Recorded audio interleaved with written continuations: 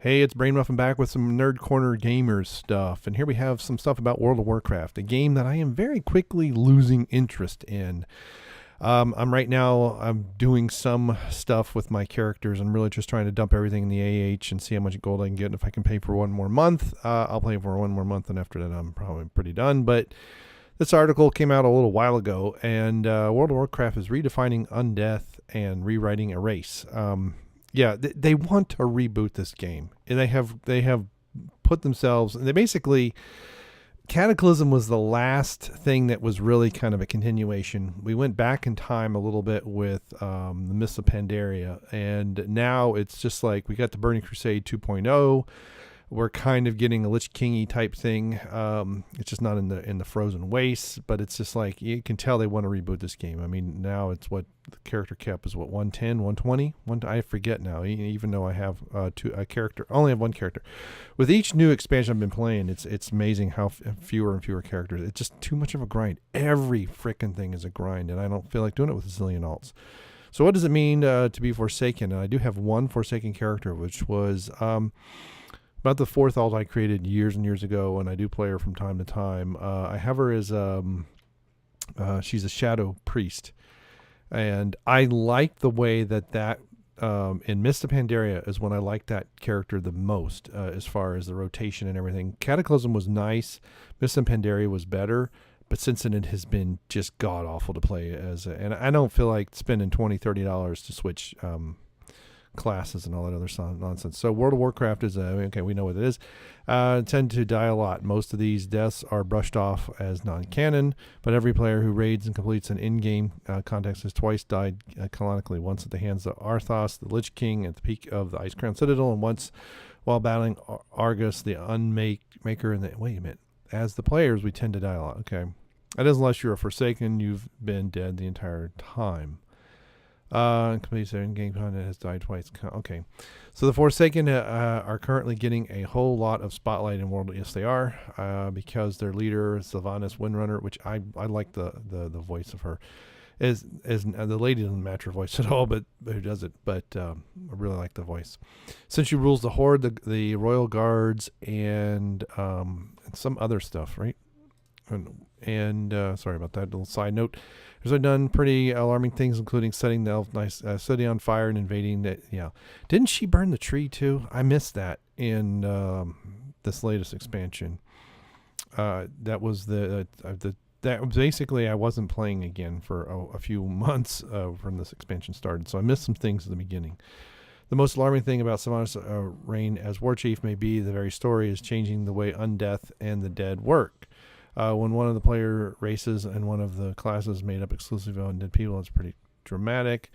People from the dead in mass since Cataclysm, where she spins the post-wrath of Lich King, early Forsaken campaign, waging war against the Scarlet Crusade and Gilneas, and raises their fallen dead from their. Okay, one of the core tenets of the Forsaken has been that they maintain free will. Cataclysm started to change that at one point. Sylvanas raises a host of undead at once, and they salute and praise the Banshee Queen immediately. I don't remember that.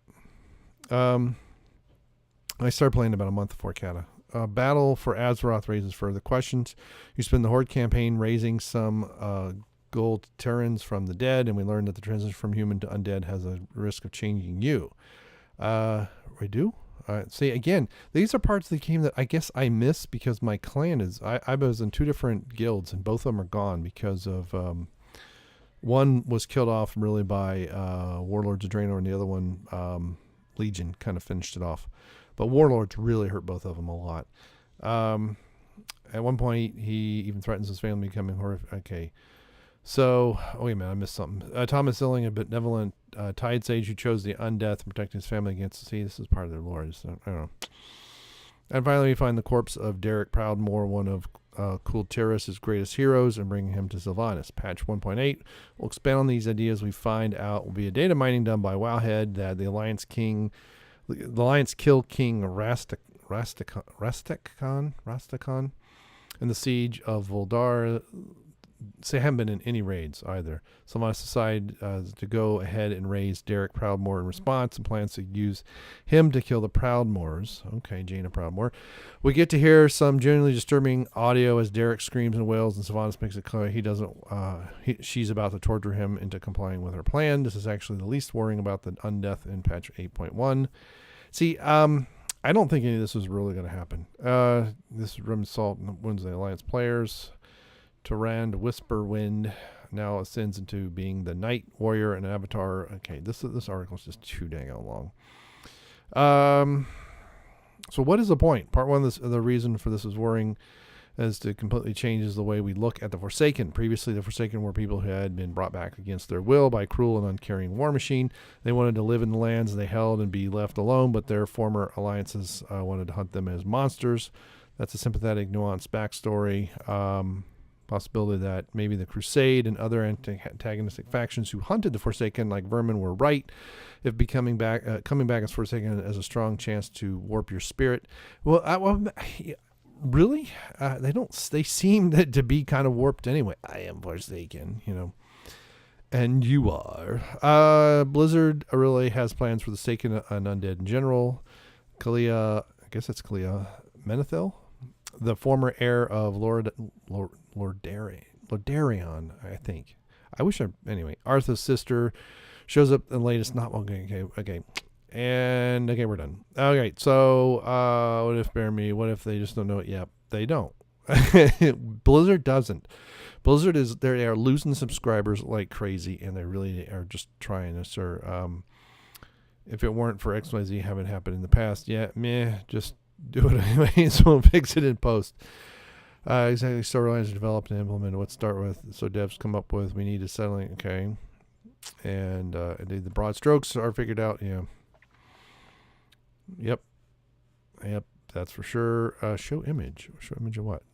So done. Yep. There you go. And there goes Mary Poppins, Julie Andrews. I feel it's a lot of potential. I know this bores some people to tears, but the mechanics of the mythological parts of the universe being defined, that's good.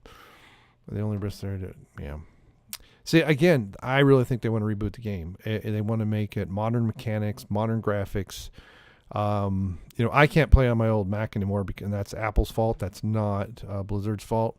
It still runs on decent hardware. I mean, I got a $500 laptop that it runs decently at 1080p. It's full screen. But anyway, let's see what I meant. As someone that played a troll hard from Classic through Kata and a battering of Mist, my take on the Forsaken was this. Level 20 took a quest in Thundergo to Tristfall to drop off a ring from first time there. Holy crap, we lied with these things. Undercity really seems sketchy. Yep. I know this is our beachhead in the Eastern Kingdoms. Okay. Visiting Silver Moon, Addict Elves, and the Arath, Savannah, and get her demon. Yep, that's true. Oh, nice. Now she has the Valkyrie working for her and making more Forsaken. We beat on Arthas for this. Pandaria. Should lead the horde. What are you looking at? Sylvanas wandered off playing other games. Not my war chief. No, that's funny. That is funny. I was kind of surprised they made her war chief. And she's been, now when you play, is there anything interesting here? No, not really. Now when you play, she gasses her own troops and turns them into undead. They even say that she's killing her own troops, and then she raises them into undeath. And when you play as a player, if you don't have the gas mask on, you'll die. So you really have to have the gas mask and the fell blight and all that stuff. And when you get into some of the other areas with the undead on the as you're leveling, you get lots of places like that where they have basically just destroyed areas. So we'll see. But anyway, I do like the elves, so I'm just a sucker for the elves. But anyway, she is a bit of a demon inside. All right. So what do you think? Do you think this is going to make is this really redefining? Is just kind of fleshing out some of the background? I remember early on when I rolled that alt, some of the things the quest lines and stuff, you did get the sense that these souls were tormented and things. And so to me, this has always been there. But do you think? I really think Blizzard really needs to reboot this. They're just bleeding subscribers and have been for years. But when you start with so many millions, it takes a long time. But I don't know. But the alternative is worse. The other games and things that they've got, and not only them, but AE and others, the loot crate debacle, and you've got governments, especially in Europe. I think it was Belgium recently said, "Yeah, we can't have loot crates because it's just essentially gambling." And the RNG in Warcraft is people are constantly complaining about it. Every expansion, my main that I have when I do some randoms, I can't LFR yet. My gear score is not high enough. I don't have the time to run all these stupid daily quests all over the frickin' place. I've been on some of the islands; they're boring as crap. And it's not odd for me to be running around doing something and take a long time to get in an instance. And I'll do an instance and I'll get one piece of gear that I can actually use and put on. I'll get a couple pieces of gear that aren't even for my class or are worse than what I have. But I'm lucky to get one. And this is, some of these things, you got 5 and 6 bosses and you'll get one piece. And almost every other, and it's odd for me to get no more than 3. I usually get 2 or 3 pieces a gear, no more.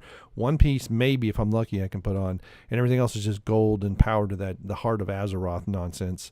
And, and this is the longest I've been. Now, granted, the last 2 expansions are pretty much, were guildless. But last one I was guildless. But it didn't take me this long to start LFR.